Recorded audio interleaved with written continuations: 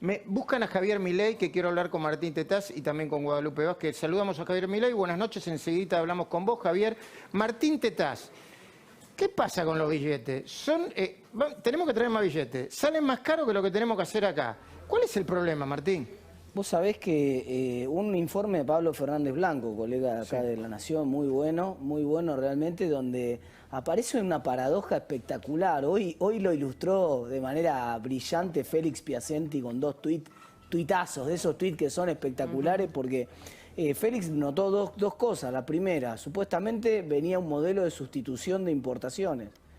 Y el modelo de sustitución de importaciones ni siquiera puede fabricar billetes, a punto tal que terminamos haciendo una licitación para importar billetes de 500 porque no da abasto la imprenta del Banco Central, entre otras cosas porque el gobierno se niega a imprimir el billete de 5.000.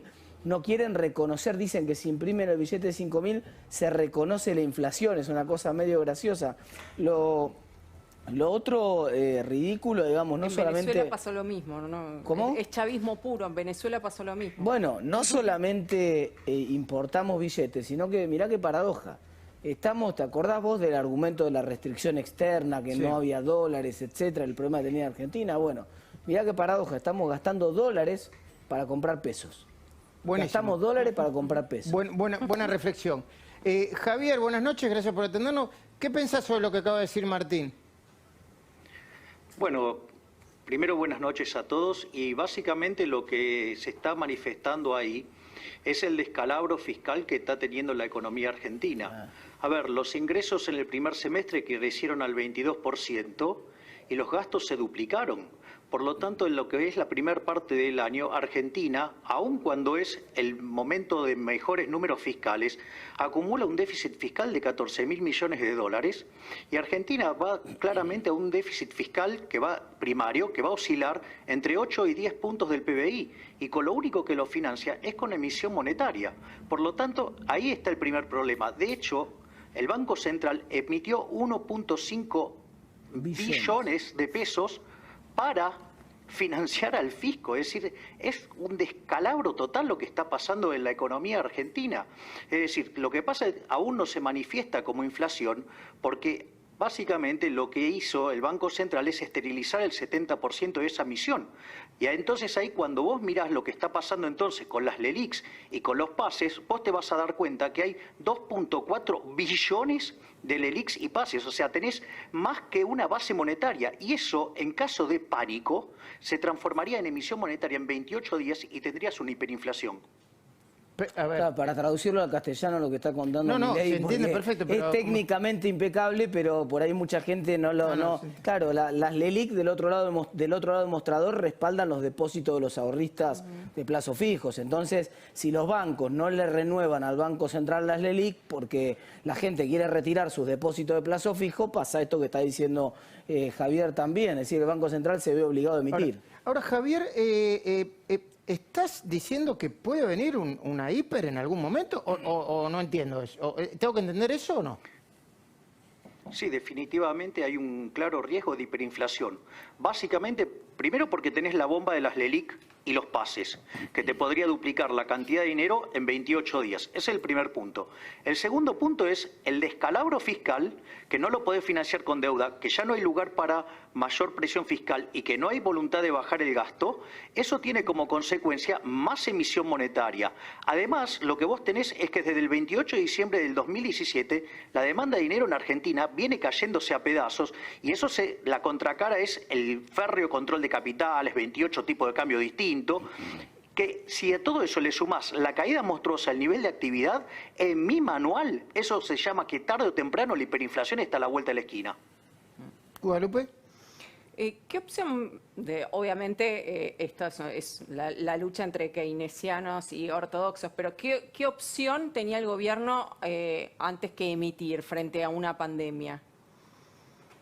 Mirá, básicamente tendría que bajar los impuestos y reducir fuertemente el gasto público en todos los sectores donde hay robo. A ver, hay un estudio del Banco Interamericano de Desarrollo que analiza la ineficiencia técnica del gasto público. La peor región del mundo es América Latina con 4,4% del PBI y Argentina tiene ineficiencia técnica por 7,2 con 5 puntos del PBI de robo. Mirá si no tenían para hacer estímulos, asistencia y demás, dejando de robar esos 7,5 puntos del PBI.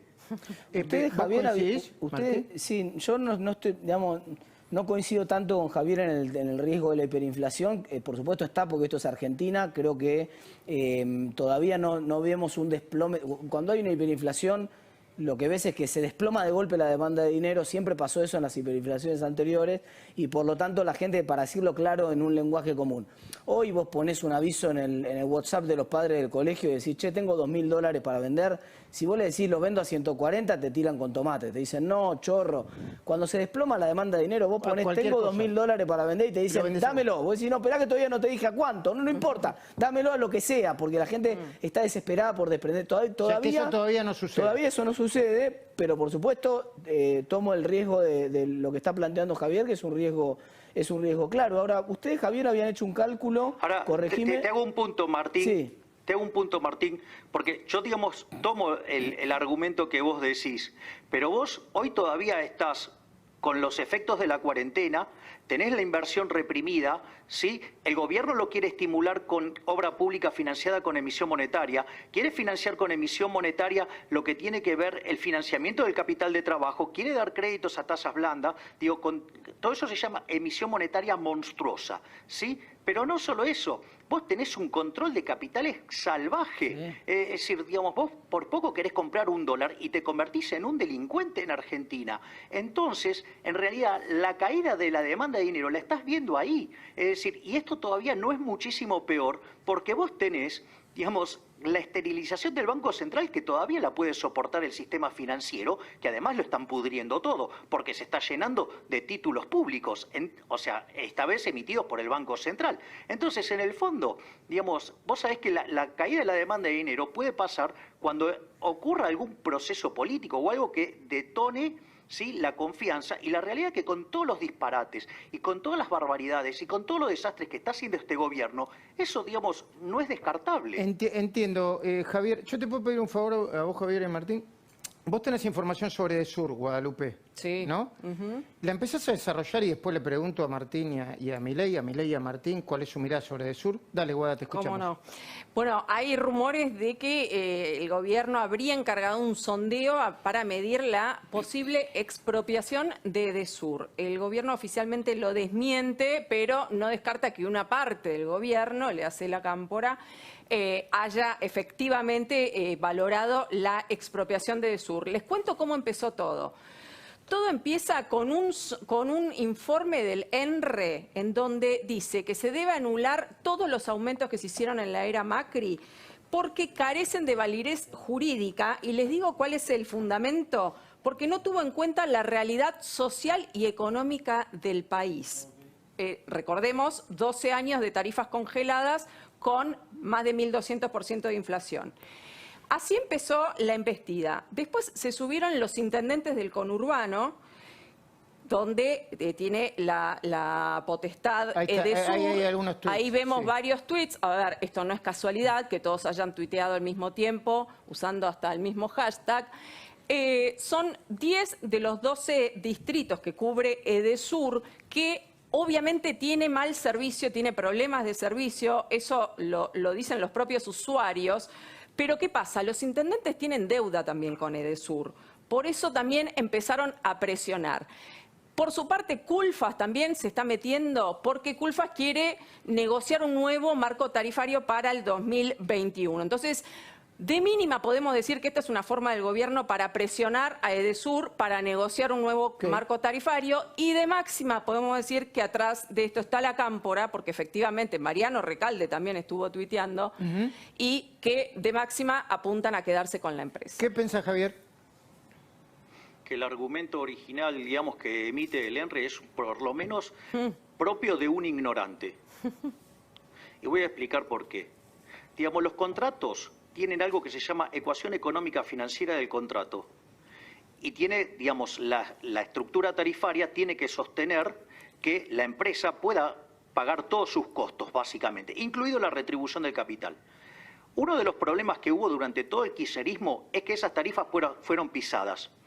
Digamos, eso y se hizo en varias empresas y eso desencadenó en un monto de subsidios que llegaba a casi 5 puntos del PBI, ese disparate. Poner el argumento social es un argumento, digamos, de alguien que no entiende la lógica del contrato. Si vos tenés que cumplir con las condiciones del contrato. Después, si la demanda no lo soporta, será una decisión de la empresa frente al riesgo empresario decidir si sube o no las tarifas. O sea, con lo cual ese es otro problema. Y el tercer problema es, con la lógica esa, no hay forma de invertir. Y si vos no invertís, inexorablemente la calidad del servicio va a empeorar. Por lo tanto, todos los argumentos que están haciendo los políticos, en el fondo son argumentos expropiadores. Es decir, cuando vos a una empresa no le reconoces la suba de tarifa... ¿Edesur es Vicentín para vos? ¿Es un...? Claro, exactamente, pero con otro argumento. Cuando vos en una empresa regulatoria vos no le permitís el ajuste tarifario que vos estás pactando, estás defolteando el contrato. En el fondo lo estás expropiando. Y te puede comer un juicio, ¿no, Martín?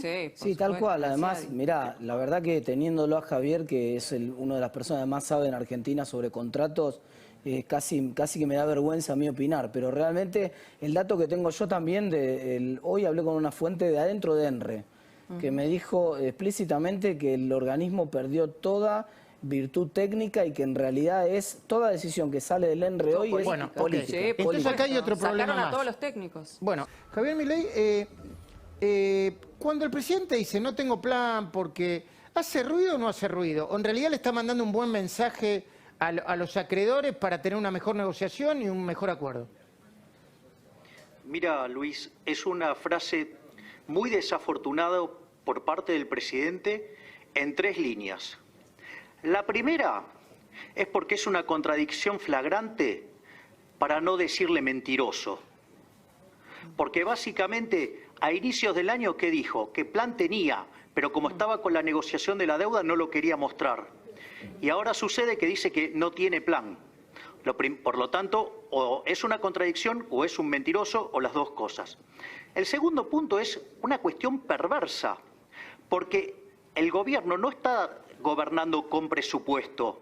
Yo ayer lo escuchaba a Martín que brillantemente definía el plan es el presupuesto y la realidad que cuando vos no tenés presupuesto usás el del año anterior y como vos tenés inflación, eso lo que hace es que tus ingresos suban artificialmente, pero vos le podés pisar la plata a las provincias y las terminás perjudicando y las terminás sometiendo, lo cual es un acto perverso que ya se hizo durante el kirchnerismo cuando se mentía con la tasa de inflación. Y el tercer punto es una contradicción flagrante. A ver, este gobierno se jacta de adherir al colectivo, de hacer gala de las cuestiones socialistas, le encanta el socialismo, adoptó la agenda del Foro de San Pablo, todo eso. Ahora, el socialismo se construye sobre el plan. Por lo tanto, estamos bajo la locura de que este gobierno impulsa un socialismo sin plan. Verdaderamente es un disparate. O sea, si el socialismo en condiciones normales siempre termina mal, esto tiene que terminar aún peor. Te sumo un dato, un solo dato. A las universidades se ajustó. A las universidades públicas están funcionando. El presupuesto de funcionamiento de las universidades es el mismo del 2019. Bueno, Javier, ¿con qué economía nos vamos a encontrar después de la pandemia? Mira, Luis, yo lo vuelvo a repetir, Argentina va camino a la peor crisis económica y financiera de la historia. La caída del nivel de actividad supera a la caída que tuvo la economía durante el 2002. La inflación claramente ya, digamos, está en niveles parecidos a lo que hubo en el 2002, que fue 41%. Eso te significa que vos te vas a encontrar con por lo menos 50% de pobres. Y si se llega a desatar la hiperinflación, vamos a ver la peor crisis económica y social de la historia con 75% de pobres, una situación que dudo que hasta la pueda manejar el propio peronismo. Gracias, Javier, por el tiempo.